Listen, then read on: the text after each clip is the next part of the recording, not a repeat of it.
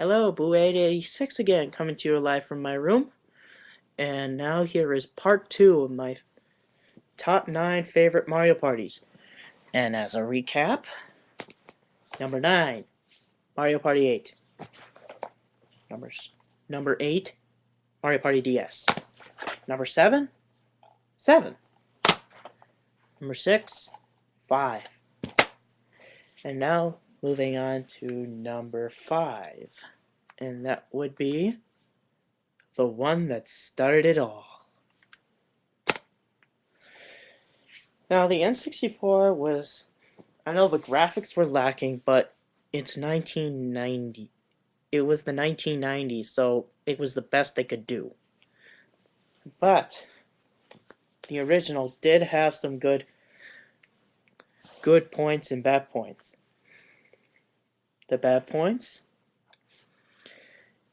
you could at the end of the game you get coins and stars, but only count for yourself. So you would have to use at the last turn you have to make the other 3 people humans so you could get more coins, and I thought that was kind of cheap to getting coins. So I decided that I will only do it for myself, not for me plus 3 nobodies. My favorite board from that would be Mario's Rainbow Castle, and for reason B is because the awesome music that it had. And as a matter of fact, I did put this on my phone so I can show you what it sounds like. Hey, you're gonna have to listen very closely.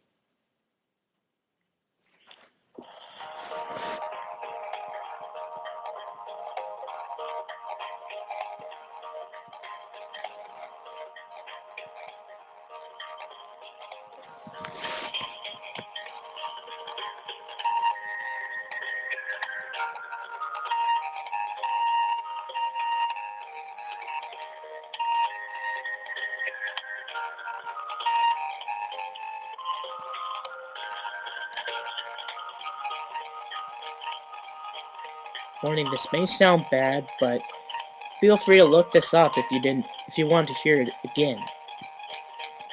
It's Mario's Rainbow Castle, and it's very, very good.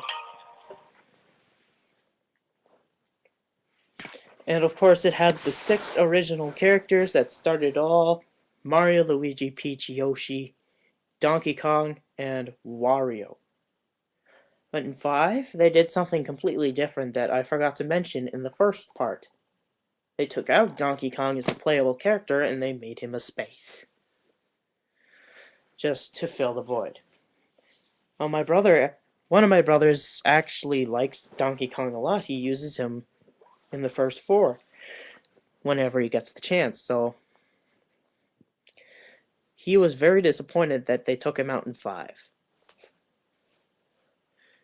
So, yeah. Maybe that's why I put Mario Party 5 at 6 instead of moving it up. But the original had its good point. Well, what I first thought is a bad point, that it penalized you. Now, why I say that is because that every time you would do bad in a minigame, it would take coins from you. No, not all of them, granted, but if you did bad, like somebody took a lot of coins from you, you would lose those coins, and the other person would get them. Now, I thought that was bad at first, but now I think it's good, because back then they weren't afraid to penalize you for mistakes. I actually thought that was good, but some people, like my brothers, thought it was bad. But it was the original, and it was back in 1998. So, kind of give it some leniency there. So, moving on. Number 4, Mario Party 3. 2 N64 games, back to back. Now, the reason why I picked 3 over 1 is because well, it had a good story mode. It added 2 characters, Waluigi and Daisy. Waluigi would be Luigi's clone or reverse person, and Wario's greatest friend. And Daisy, a princess too, is one of Peach's friends. Which Peach is my second favorite character, by the way. Just want to put that up. So, anyway, 3 had story mode. It added a gambling space where a shy guy named Game Guy would come and take all your coins and then force you to play one of his minigames. Now, if you won, you'd either double up or get more. In all those games, they would allow you to get more if you did better. But if you make one little mistake, you lose them all. But it was a good point in the other games. So I thought it was pretty good, and well, I'm not going to force you to say that you should too, but also in that game, after you won, you could get 999 coins a lot easier. So that was kind of a good thing. So, my favorite board? That'd have to be Waluigi's Island. Now, the reason why I say that is because, well, it's interesting because it introduces a board that's about one of the new characters. And he's actually part of the story mode, too. So he kind of that's kind of a perfect tie-in as well. And also in that story mode, Daisy and Waluigi both kicked Bowser's ass pretty easily. Daisy more than the others.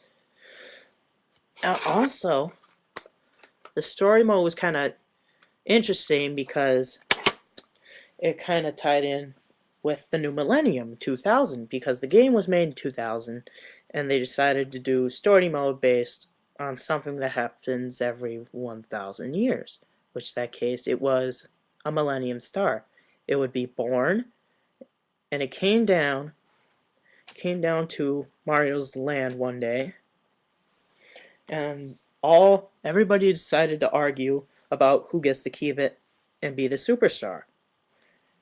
Well, that's the point in all the Mario Party games is to become the superstar. But there was arguing, so Mario Party had to settle it, and they got trapped in the toy box because the Millennium Star forced them in there. And when you go to every board, you have to collect every stamp. There's courage, love, kindness, wits, mischief, beauty. There's 7, but I only know 6. So, and also, wow, am I really at 9 minutes already? Well, moving on. So, wow, I don't have much else to say about Mario Party 3 that I want to say. So instead, I'm just going to move on. Number 3, the 6th one. Now, Mario Party 6 did a lot of good things that I really liked. So, Mario Party 6 had a day and night feature, and the story was kind of interesting too because it was about an argument between the sun and the moon, Brighton and Twilia, and you had to gather stars to settle the dispute, which the dispute was who shines the best, and they both argue and they just can't stop.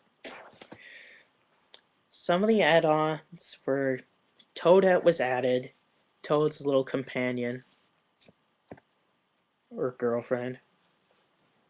I don't know. I've never seen them fuck, but that's not out of the question. So, man, I might have to make a part 3. Huh. Oh well. So, my favorite board from Mario Party 6 is Fair Square, which is a better version of Neon Heights from the 7th game. And I think it's better than Las Vegas, but not really. Fair Square is where you could gamble stars and coins, and you could just get a bunch of stars. I usually get about 40 and 50. Well, because the star space, you could get up to 5 stars by purchasing them for a certain amount of coins. In daytime, it'd be 20 per star. And at night, it's more interesting because Twilio would roll to see how much you would have to pay for a star. It could be like from 5 to 40. And that was really interesting. So now, I might have to save the other 2 for next time. So I'm going to make a part 3 now, as soon as possible. So, until part 3 comes out, this is Boohead86. Good day, adios, sayonara, good night, Delilah.